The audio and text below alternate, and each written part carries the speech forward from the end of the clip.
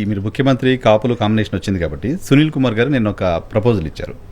కాపులు దళితులు కలిస్తే కాంబినేషన్ బాగుంటుంది, కాపులు ముఖ్యమంత్రి కావాలి, దళితులు ఉప ముఖ్యమంత్రి కావాలి అని ఒక కమెంట్ చేశారు. దానిపై రాజకీయంగా కూడా చాలా ఇష్యూస్ నడుస్తుంది.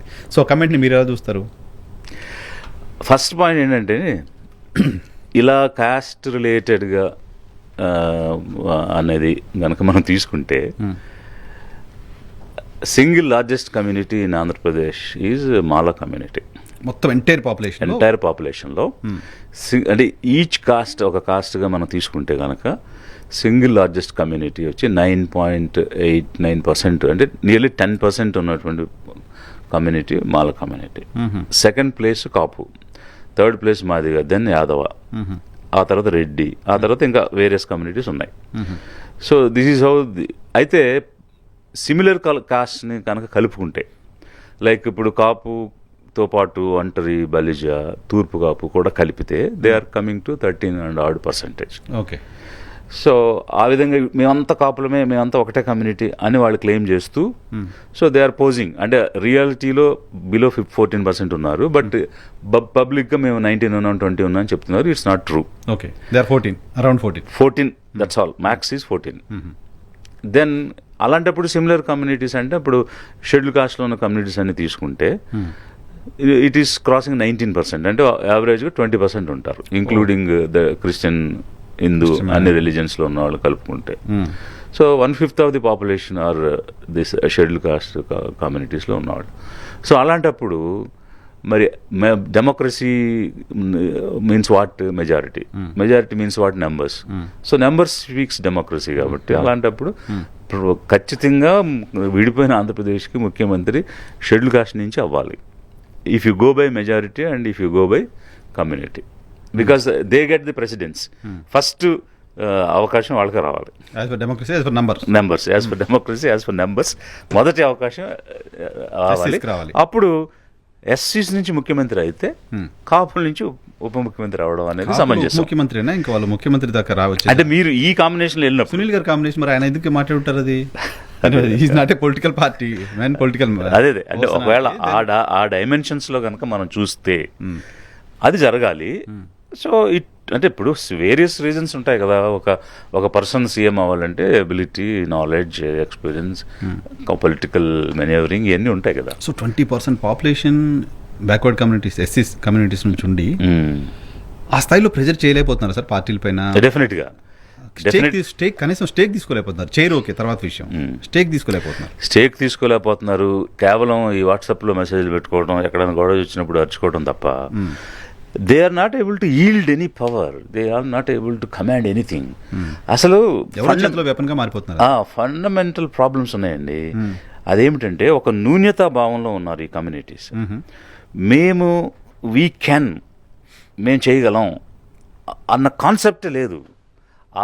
ఆ పారాడైమ్ షిఫ్ట్, ఆ థాట్ ప్రాసెస్లోకి రాలేకపోతున్నారు సార్. ఇప్పుడు మన దక్షిణ భారతదేశంలో కాస్త అడ్వాన్స్గా ఉంటామని పేరు కదా. ఉత్తర భారతదేశంలో, ఉత్తరప్రదేశ్ లాంటి చోట్ల ఎప్పుడో 30 ఏళ్ల క్రితం ఆ చైతన్యం వచ్చింది. మన దగ్గర ఇప్పటికీ రాకపోవడానికి రీజన్ ఏంటి? It's purely we have to go in to the history. తరతరాలుగా 90% అంటే 80% మంది శూద్రుల్ని, 50% మంది మహిళల్ని బానిసలుగా పెట్టింది సమాజం. అది ఎన్ని సంవత్సరాలు? ఇంచుమించు 2000 సంవత్సరాలు. సో అంటే ఎన్ని జనరేషన్స్ మారిపోయి ఉంటుంది. ఒక జనరేషన్ తర్వాత ఇంకో జనరేషన్కి ఏం నేర్పించారంటే, you have to be submissive. నువ్వు అణిగిమణిగి ఉండాలి, తలదించుకుని ఉండాలి, కూలి పనులు చేయాలి, ఊడిగం చేయాలి, వృత్తి పనులు చేయాలి, కుండలు తయారు చేయాలి, వడ్రంగి పని చేయాలి, కంసాలి పని చేయాలి, ఇట్లా గొర్రెలను పెంచాలి, లేకపోతే మేకలను పెంచాలి, ఇట్లా నేర్పించారు కదా. ఒకవేళ కొత్త జనరేషన్ క్వశ్చన్ చేస్తుంది, ఇంట్లో కూడా క్వశ్చన్ చేస్తుంది. ఎవడో వచ్చి అరే ఇప్పుడు 18 సంవత్సరాలు వచ్చి అరే అని పిలిచినప్పుడు ఏంటి నన్ను ఆడేవాడు దాంట్లో పిలుస్తాడు నిన్న అంటే, ఆ తండ్రి ఏం చెప్తాడు? అయ్యా నువ్వు అలా అనకూడదు, వాళ్ళు ఎదిరించకూడదు, వాళ్ళు అంటారు మనం పడాలి, వాళ్ళు అనేవాళ్ళు మనం పడేవాళ్ళు అనేటువంటిది నేర్పించారు. అది తెలియకుండా కల్చర్లో ఎంబైబ్ అయిపోయి ఆ క్వశ్చనింగ్ అనేది, రిటాలియేషన్ అనేది, రెవల్యూషన్ అనేది సప్రెస్ అయిపోయాడు. దాన్ని తిరిగి లేవనెత్తి, we are all human beings, we have similar abilities and similar intelligence, మనం కూడా చేయగలం, వీ క్యాన్ అన్నది నేర్పించాలని లిబరేషన్ కాంగ్రెస్ ద్వారా విశ్వ ప్రయత్నం చేస్తున్నా నేను. చేయాలి మీ ప్రయత్నం. నా పాయింట్ ఏంటంటే యూపీ మోస్ట్ బ్యాక్వర్డ్, వాళ్ళలో అంత చేతినప్పుడు అక్కడ కూడా ఉంది కదా, అక్కడ బ్రాహ్మణ్. అంటే ఏమైంది, అక్కడ కన్సాలిడేషన్ ఆఫ్ ఓట్స్ జరిగింది. సో ఫైనలీ వీటన్నిటికీ ఆన్సర్ ఏంటి, ఓటు కన్సాలిడేషన్. ఓటు వేస్తేనే పరిష్కారం. ఆ ఓటు వేసే దగ్గర వీళ్ళు కన్సాలిడేట్ కాలేకపోతున్నారు, ఆ సంఖ్యలు తెంచుకోలేకపోతున్నారు, ఏదో పార్టీ గుప్పెట్లో ఉండిపోతున్నారు. సో దట్స్ వై నేను పదే ఏం చెప్తున్నానంటే, ముందు మీరు సంఖ్యలు తెంచుకోండి, ఏ పార్టీ వైపుకి వెళ్తారో తర్వాత చూద్దాం. ముందు ఈ పెత్తందారుల పార్టీల నుంచి మీ సంఖ్యలు తెంచుకోండి. మిమ్మల్ని ఎవరైతే ఏలుతున్నారో, మిమ్మల్ని ఎవరైతే అణిచివేత చేస్తున్నారో, అప్రెస్ చేస్తున్నారో వాళ్ళకి ఓట్లేసి మళ్ళీ వాళ్ళతో అప్రెస్ చేయించుకోవద్దు. ఈ 8 yearsగా వాళ్ళకి ఓటేసి వాళ్ళతోనే మీరు అణిచివేత చేయించుకుంటున్నారు కదా. ముందు తొక్కండి బాబు అని మనమే అవకాశం ఇస్తున్నాం, నువ్వు అధికారం ఇచ్చి కూర్చోబెట్టి మళ్ళీ వాటితో తొక్కించుకుంటున్నాం. దాన్ని బ్రేక్ చేయండి ఫస్ట్, ఏ పార్టీకి వేస్తారో తర్వాత చూద్దాం అనేటువంటిదే ఐఎమ్ గివింగ్ అవేర్నెస్. సో అందువల్ల మీరు అన్నటువంటి క్వశ్చన్, ఎందుకు ఇంత 20% ఉండి కూడా వాళ్ళు సాధించలేకపోతున్నారంటే కన్సాలిడేట్ కాలేకపోవటం, ఆ బంధం నుంచి విడిలేకపోవటం. అది జరిగిన రోజు డెఫినెట్గా ఇట్ ఈస్ పాసిబుల్. సో దీంతోపాటు ఇంకొంచెం అదర్ బ్యాక్వర్డ్ కమ్యూనిటీస్ ఉన్నాయి. ఈ బ్యాక్వర్డ్ పర్టికులర్గా యాదవ్ కమ్యూనిటీ మేజర్ కమ్యూనిటీ, దాని తర్వాత గౌడ ఈడిగా శెట్టి బల్జాన్ అదొక గ్రూప్, ఈ తర్వాత పద్మశాలి, ఇట్లా 3-4 బ్యాక్వర్డ్ కమ్యూనిటీస్లో 6 to 4% మధ్య ఉన్న వాళ్ళు ఉన్నారు. సో ఇక రిమైనింగ్ అన్ని చోట్ల ఉండే అన్ని కమ్యూనిటీస్ ఉన్నాయి. ఇక్కడ ఇంకోటి కూడా ఏంటంటే, ఇంతవరకు రిప్రజెంట్ కాని కమ్యూనిటీస్ చాలా ఉన్నాయి ఏపీలో. అన్ఫార్చునేట్ని కూడా ఫార్చునేట్ చేయాలి లిబరేషన్ కాంగ్రెస్ పార్టీ ద్వారా.